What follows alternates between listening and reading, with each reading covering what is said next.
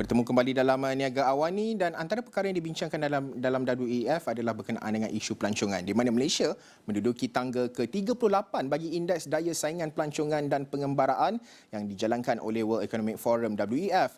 Menerima skor 4.3, penurunan 9 anak tangga berbanding kedudukan ke-29 pada 2019 dengan perbandingan 8.4% berbanding purata global. Malaysia ketinggalan di belakang negara jiran Thailand pada kedudukan 36 dengan skor sama dan Indonesia di tempat ke-32. Thailand dan Indonesia kedua-dua berada di belakang Malaysia pada 2019 dalam skor dan perbandingan peratusan berbanding purata global. Bagi keseluruhan kajian itu yang menunjukkan perbandingan pemulihan pasca pandemik COVID-19 dengan beberapa negara termasuk Jepun, Amerika Syarikat, Spanyol, Perancis dan Jerman yang menduduki tangga teratas. Ketua Pelancongan Pengembaraan dan Penerbangan di WEF, Lauren Apping, dalam sidang media yang berlangsung di Davos berkata, Jepun mendahului carta indeks tersebut atas kecemerlangan negara itu menyusun strategi menarik minat pelancong. They perform really well in air transport infrastructure, ground transport infrastructure, which allows people to visit a number of destinations around the country. Our previous edition of the report of the Competitiveness Index showed the risk of things like overcrowding, the degradation of natural and cultural resources, and their ability to disperse tourists and move them around to different destinations for different reasons is part of their success in topping the index. They also do really well on demand drivers, and what we mean is, what do you and I want to visit? And we rank that against cultural drivers, natural attractions, and non-leisure attractions.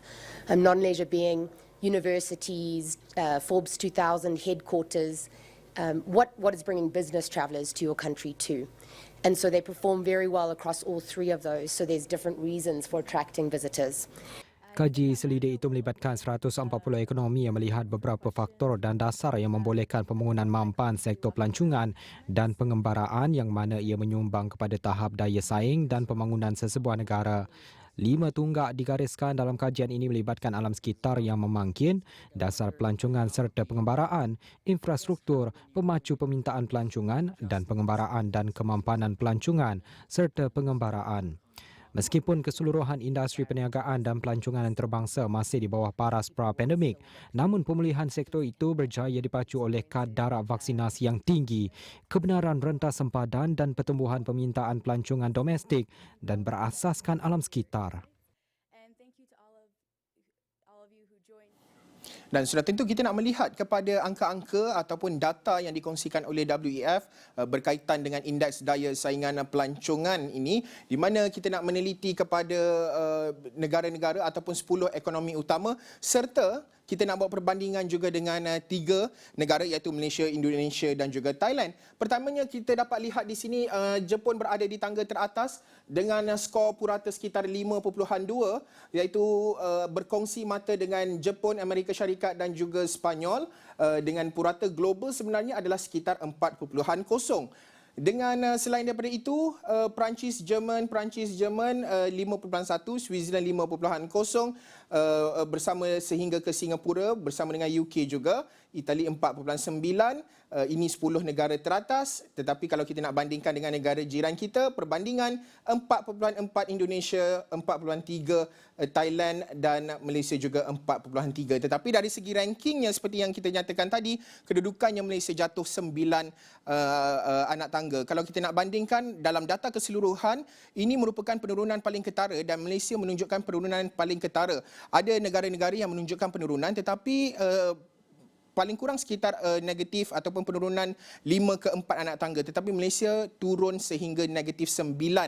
Dan ini antara perkara yang perlu kita perincikan dan untuk kita lihat dan juga memahami moving forward, menuju ke hadapan, bagaimanakah langkah yang perlu kita lakukan.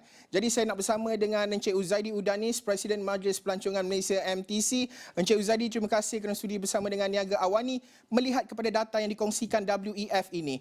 Malaysia jatuh 9 anak tangga. Moving forward, apa yang perlu kita berikan fokus, apa yang perlu ditambah baik dalam meningkatkan indeks daya saing pelancongan ini? Terima kasih Haris. Apa khabar Haris? Alhamdulillah baik. Okey, saya sendiri berpendapat kalau kita kena terimalah keputusan ini dengan fikiran yang terbuka Sebab dengan indikator-indikator ini kita boleh tahu apa kelemahan kita. Apa yang kita boleh tambah baik, kelemahan kita. Jadi sebagaimana Haris kita tahu, industri pelancongan adalah industri yang paling kompetitif dalam dunia ni. Semua negara, tak kisahlah negara maju ke tak maju ke, dia nakkan pelancong ke negara melawat negara mereka. Jadi apa yang dia telah dilakukan oleh WEF, mereka telah menggunakan satu indeks dia panggil Travel and Tourism Competitiveness dah. Ini dah lebih kurang dah masuk ke 15 tahun dah. Jadi sekarang ni mereka akan menjurus pada indeks yang baru, dia panggilnya Travel Tourism Development Index. Di mana tadi Haris beritahu ada lima pillar ataupun 5 sub-index yang dipanggil enabling environment, travel, the condition, infrastructure dengan drivers, dengan sustainability. Jadi kita Malaysia, kita kena tengok lihat the whole picture. Apa yang telah diwawakan oleh Perdana Menteri, Yang Amat Berhormat Perdana Menteri mengatakan kita kena kerja di bawah konsep keluarga Malaysia untuk kita melihat bagaimana kita boleh mendapatkan outcome yang positif, outcome yang mempunyai impact yang bagus. Jadi dengan tourism ni kita tengok lihat, tourism is not all about hotel, it's not all about travel agent, tetapi melibatkan semua pihak, daripada pihak kerajaan, pihak kementerian, bukan sahaja kementerian pelancongan, tetapi kementerian education, kementerian agriculture dan banyak lagi kementerian. Jadi dengan immigration, ini antara-antaranya di mana faktor-faktor ini akan masuk ke dalam indeks ini, dan kita lihat Malaysia boleh improve. Malaysia boleh tambah baik dengan berbagai-bagai berbagai cara, terutama sekali undang-undang. Kita lihat undang-undang ni. Adakah undang-undang ni masih relevan? Adakah bank, yang kedua bank, adakah bank ni menyokong pelaburan investment ataupun tourism?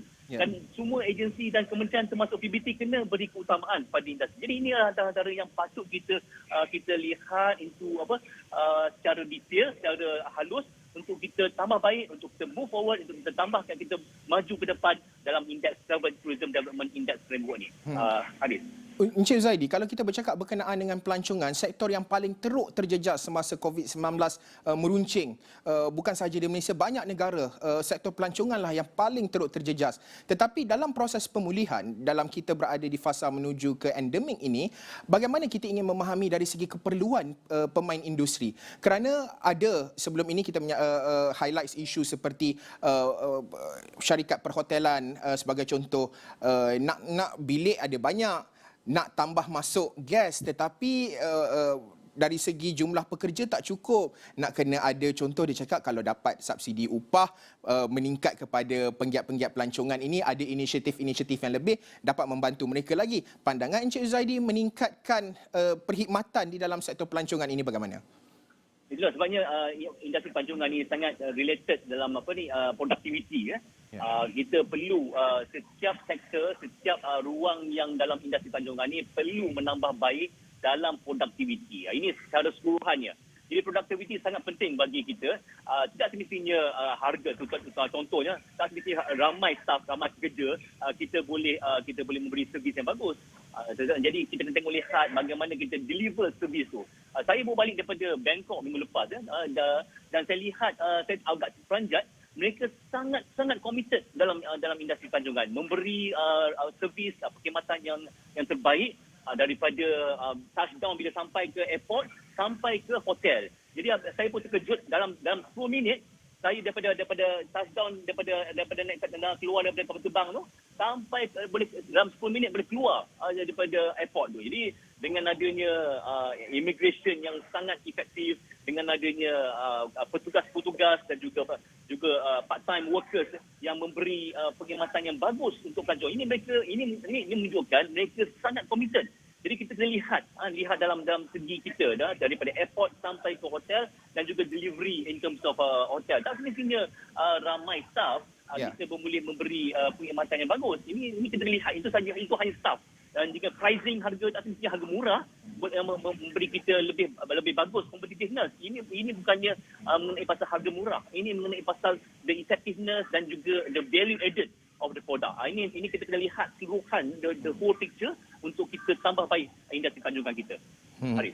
Ya, Cik Zaidi, mungkin akhir sekali melihat kepada moving forward menuju ke hadapan, apakah bentuk penambahbaikan yang paling kritikal? Mungkin satu ataupun dua perkara secara ringkasnya, Encik Zadi.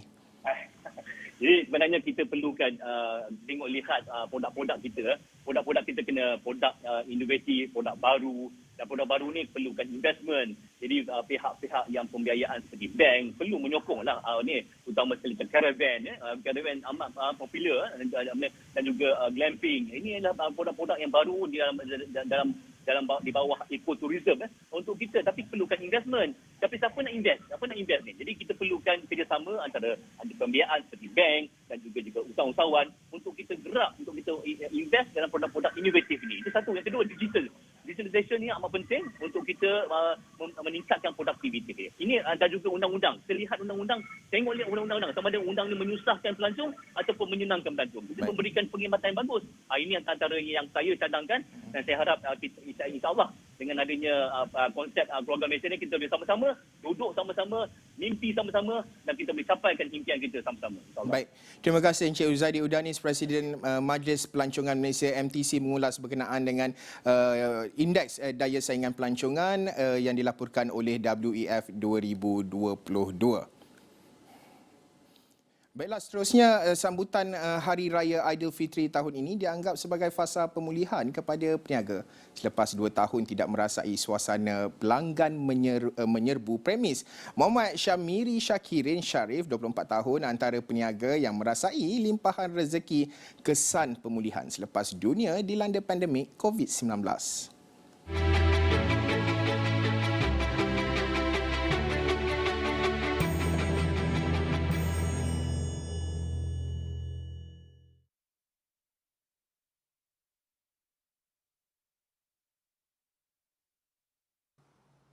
Jualan karpet sepanjang 2 minggu sebelum Aidilfitri lalu umpama durian runtuh yang dapat menampung hampir setahun perniagaan karpet importnya. Untuk raya tahun ni, dah kita 2 tahun tak boleh raya, tahun ni memang dahsyat lah. Alhamdulillah, karpet dan juga barang-barang keperluan rumah memang dahsyat, memang ramai gila. Kadang-kadang kita pun tak mencukupi barang lah untuk bagi kepada customer sebab terlampau ramai sangat. Memang orang membeli terlampau ramai, jadi barang permintaan demand tu terlampau tinggi, jadi kita pun tak dapat nak keluarkan banyak barang lah, sebab terlampau ramai sangat orang yang nak carilah. Bercerita lanjut, Muhammad Syamiri Syakirin yang mesra dengan panggilan Yen ini telah berkecimpung dalam dunia perniagaan lebih 4 tahun lalu. Seperti mana peniaga era digital kini, platform media sosial merupakan asas permulaan perniagaannya. Dia kalau online ni nak lebih, orang kata sedaplah belajar buat live. Live salah satu platform yang orang kata sekarang ni semua anak muda boleh buat. Tapi live juga agak mencabarlah. Agak mencabar sebab apa? Kita kena kuat diri. Sebab dalam live ni macam-macam komen ada. Macam-macam cabaran. Ada yang support kita, ada yang tak support. Itu biasa. Bagi anak muda ini, kebolehan bercakap, berceloteh, membuat video pendek dan melakukan promosi melalui aplikasi TikTok secara live memberikan kelebihan dalam perniagaannya. Mempunyai 4 cawangan serta lebih 25 orang pekerja, perniagaan karpet bosku Yen turut menanam impian untuk melebarkan perniagaannya luar Kelantan. Dengan identiti perniagaannya yang turut tular di media sosial, anak muda ini bersemangat dalam mendepani cabaran dunia digital perniagaan.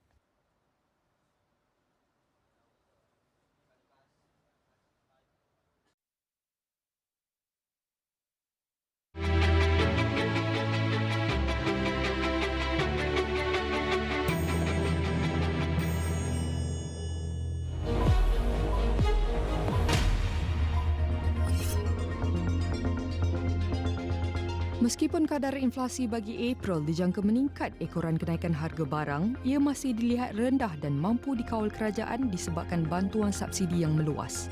Menteri di Jabatan Perdana Menteri Ekonomi Datuk Seri Mustafa Mohamed berkata, kawalan harga bahan mentah yang diwujudkan kerajaan juga berjaya menjadikan kadar inflasi di negara kekal rendah.